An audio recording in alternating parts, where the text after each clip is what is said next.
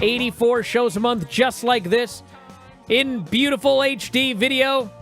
Except Vinny's camera might be 480p. Or he's just an atrocity. I walk around digitized. He's like Bigfoot. By the way, I hear the Seahawks won. Can confirm, yes. New England's a very good team, and if Seattle doesn't take care of business, New England will win.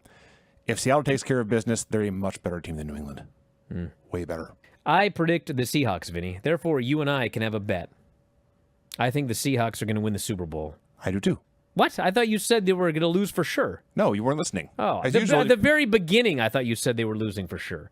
Then I didn't know who you were talking about when you were talking about who won some game. I don't know about the NFC. Then why did you bring it up? God, I hate talking football with you. You brought it up. No, you didn't. You started talking about the Super Bowl. Well, yeah, because things started blowing up in my fucking neighborhood. God, I hate talking football. I thought. So you think the Seahawks are going to win? I'm very confident the Seahawks. All right, I bet you they are. Okay, what? You're really just going to do a run-in before the match and geeks separate them and, like, we're not going to have the match? Like, that is bullshit.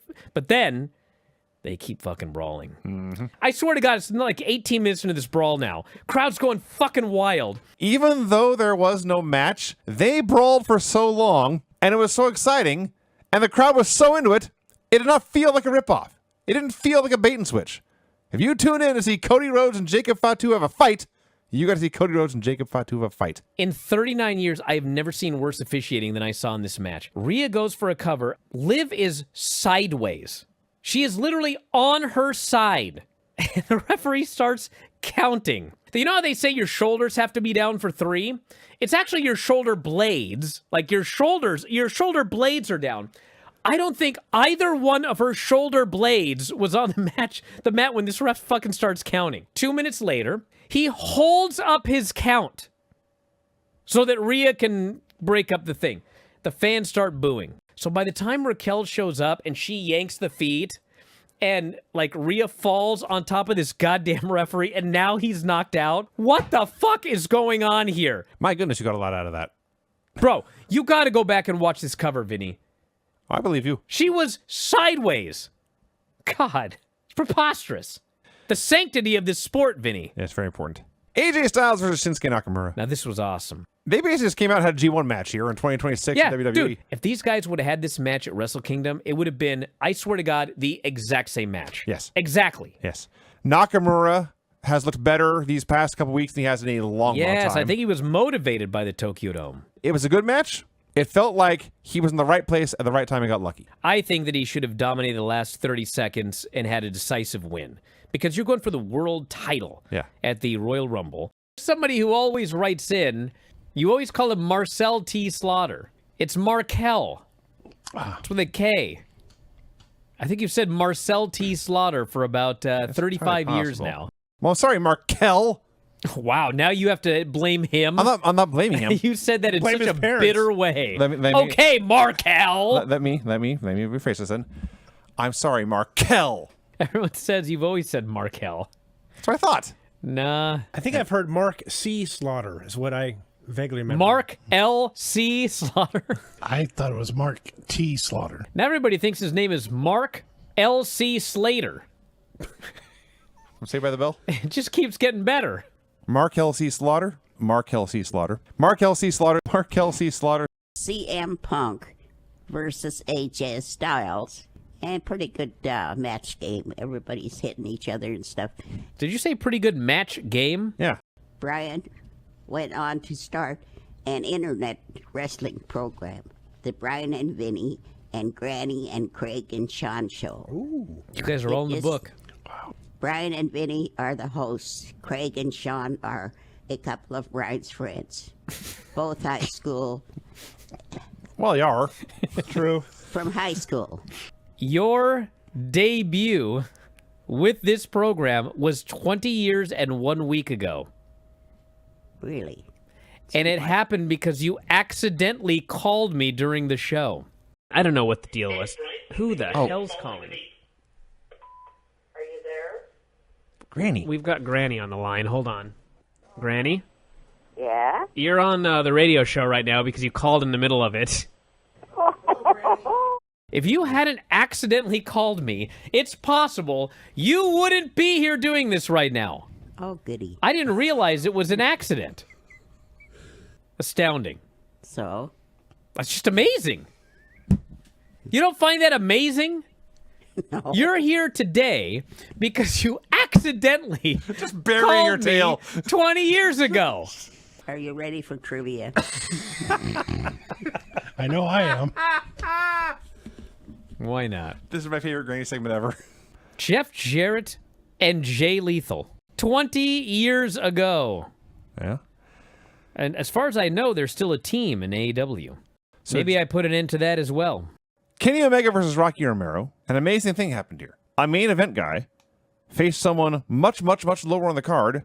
They did not try for a banger. Kenny just killed him. You know, I don't want to take credit for this Dynamite here, but I can't help but notice that I've had some criticisms of Dynamite lately that have made people really, really angry at me.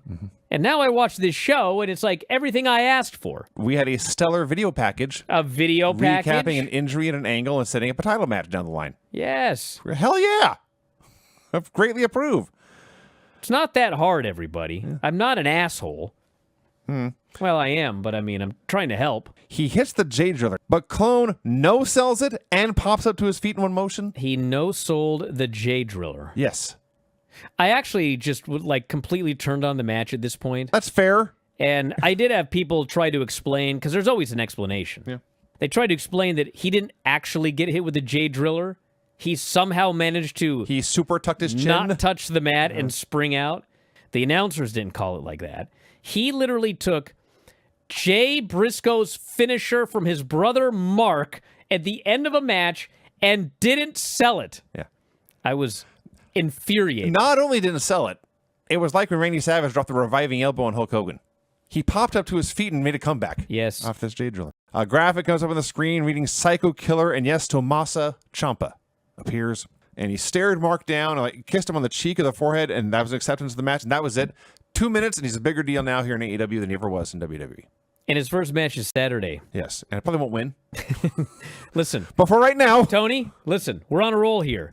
Tommaso Ciampa needs to beat Mark Briscoe. He needs to show up, and he needs to win this match. We've had way too many guys showing up and losing their first match. I'm sick of it. He needs to win. Got it? in MJF's words, I've never before have I met a liberal man who looks more like a Nazi. Brody died laughing at that one. That was funny. I presume he must have cleared that line with Brody, but the Brody's reaction was a guy who he couldn't control himself. He started howling with laughter at that line. I thought it was a very good match. What I didn't like, and Dave argued this last night, I don't know what he's talking about. Earlier, I got to sneeze.